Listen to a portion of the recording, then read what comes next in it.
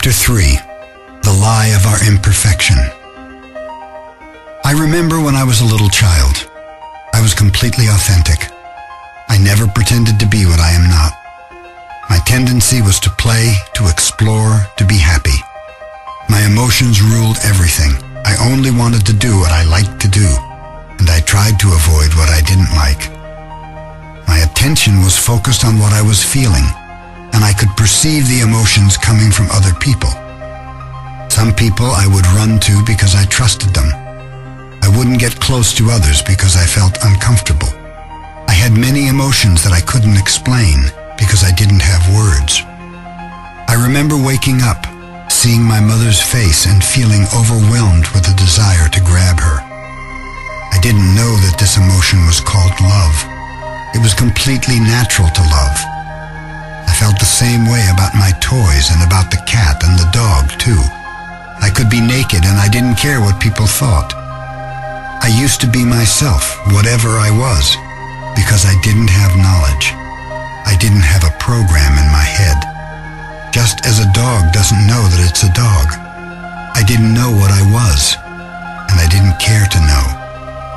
This was my true nature, before I learned to speak. I continued to explore my childhood memories, and I discovered that something happens to all of us. What happens? Knowledge happens. I can remember starting to learn words, which is great. Now I can ask for what I want. Months later, my mind is mature enough for abstract concepts. With these concepts, I start to create stories about everything. What is right or what is wrong, what is good or what is bad, what is beautiful or what is ugly. I learn from my parents not just what they say, but what they do. I learn what they say not just to me, but what they say about other people. I copy everything that I see. I see my father with his strong opinions, and I want to be like him. I can hardly wait to grow up to have an opinion of my own. When I finally understand the language, almost everybody tells me what I am. The way I learn about myself is by hearing the opinions of the storytellers around me. My mother creates an image of me based on what she believes I am. She tells me what I am, and I believe her. Then my father tells me what I am, and it's something completely different, but I agree with him too. Of course, each of my brothers and sisters has an opinion of me, and I agree with them. None of this makes sense, but I'm having fun. Then I go to school, and the teacher tells me what I am, which is still okay, until she tells me the way I should be, but I am not. I agree. And the problem begins in that moment. I hear the teacher say, "Children, you need to work hard to become somebody, to be a success in life. The world is divided into winners and losers, and you are here to prepare yourself to become a winner. If you work hard, perhaps you will be a lawyer, a doctor, an engineer."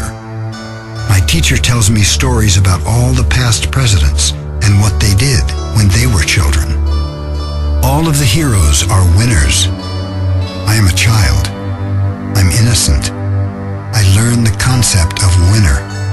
I agree that I should become a winner, and that's it.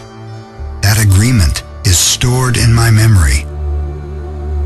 At home, I hear my parents say, "Miguel, you have to behave this way to be a good boy," which means that if I don't behave that way, I am not a good boy. They don't say this, but I understand this. You have to do this to be a good boy. Then you will get a reward. And if you're not that way, you will be punished. Oops. I'm too small. You're so big. I try to rebel and I fail. I start pretending to be what I'm not to avoid the punishment, but also to get the reward.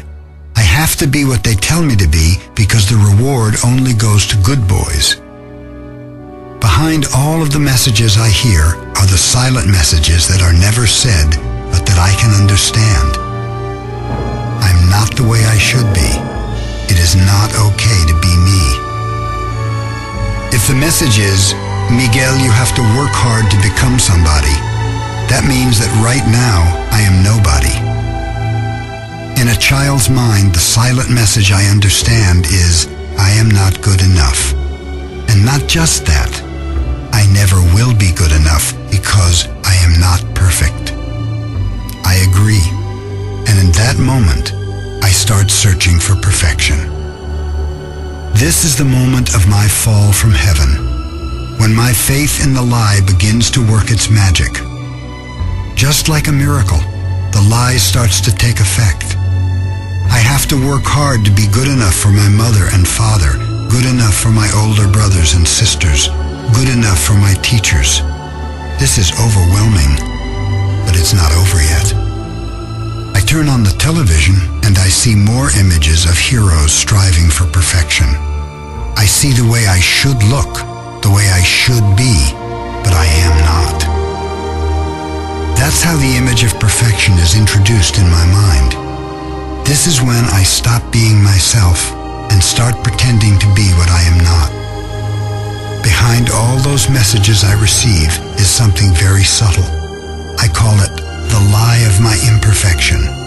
It's the main lie that I agree to believe about myself, and from that lie, more lies are invented to support it. The real drama begins when I'm a teenager. Not only am I not good enough for other people, I'm no longer good enough for myself. The result is self-rejection. I try to prove my self-worth by working hard to get good grades, by trying to be the best at sports, the best at everything. At first I do this to impress my father and older brothers. Later I do this to impress myself. At this point I'm no longer authentic, because I no longer make decisions based on what is good for me. It is more important to satisfy other people's points of view.